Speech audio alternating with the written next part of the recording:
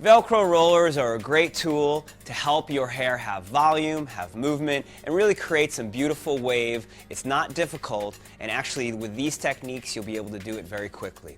So here you can see the model. Her hair is straight and smooth. It's already been blown out. Now if you have naturally straight hair, this is a great way to get some fullness and some texture in there without really spending a lot of time, and especially if you're afraid of the heat of a curling iron to create that movement, we can do this very easily just using Velcro rollers. So what I've done is I've pre-sectioned the hair. I'm starting from the top of the crown to behind the ear. I really want to make sure that the hair that I'm dealing with is manageable to me. I don't want to feel like I am overwhelmed with the hair that I'm taking. And I'm using a tail comb to begin, so that way those sections are nice and clean. And again, realize that as a hairdresser, I need to be more perfect and a little more professional about how I do it. When you do this at home, it doesn't have to look as pretty. So what I'm doing is I'm taking that hair and I'm going to take that Velcro and I'm going to pull it all the way up and then bring it to the ends.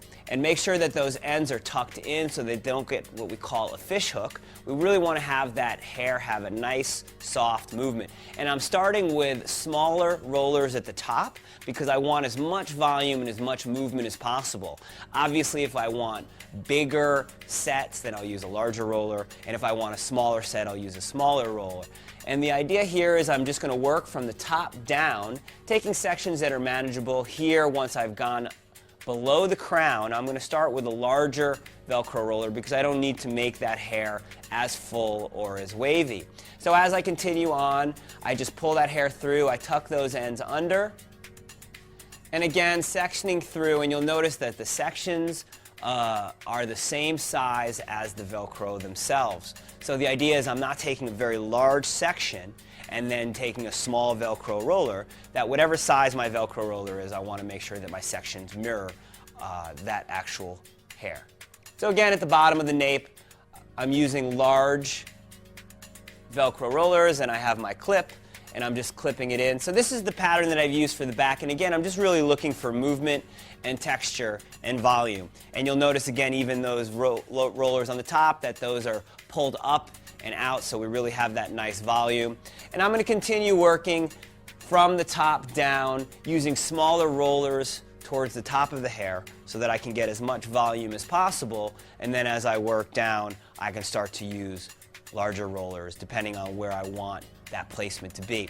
Now what's important is again that as I go, I'm making sure that the hair is lifted as high as possible, elevated as much as possible, so that I can get as much volume at the root as I want. And then to secure the roller, if it doesn't want to stay in on its own, I use a clip. Now, as the hair is a little finer through the sides sometimes, you can use a larger section.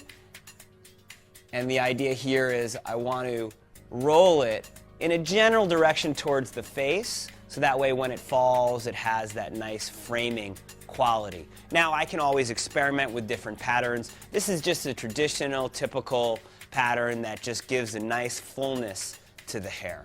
So as I continue moving up, I'm going to make sure to really elevate that hair up and away, starting from the scalp, bringing the roller up and through, making sure to get those ends all the way through, wrapping them around, and then pulling it up to secure it so that those ends aren't wavy or hooked in any way.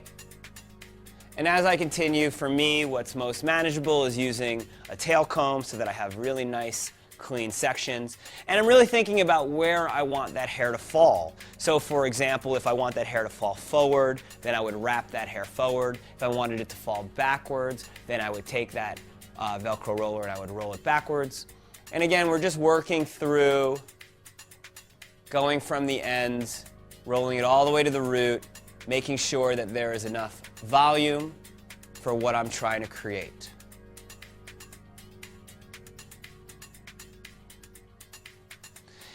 After you have the set, you may place a little hairspray in there to help really kind of reinforce the set. It's also nice if you want to apply a little bit of heat. You can put a little bit of heat on a diffuser, and that really also helps kind of break down the hair bond and then reset it on top of those rollers depending on how large or how strong or how much you want that hair to hold.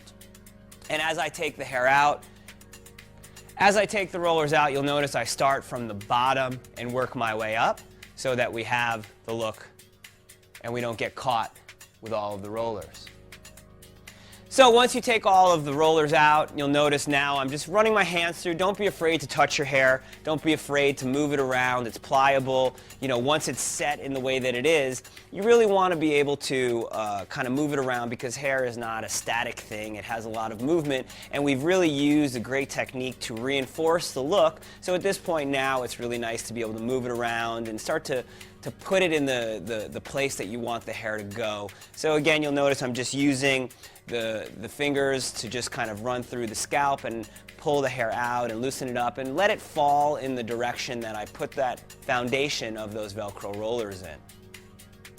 And if you want to finish the hair with any hairspray or again any kind of texture cream to really define or reinforce any of that texture, you have that option as well. And this is the final look.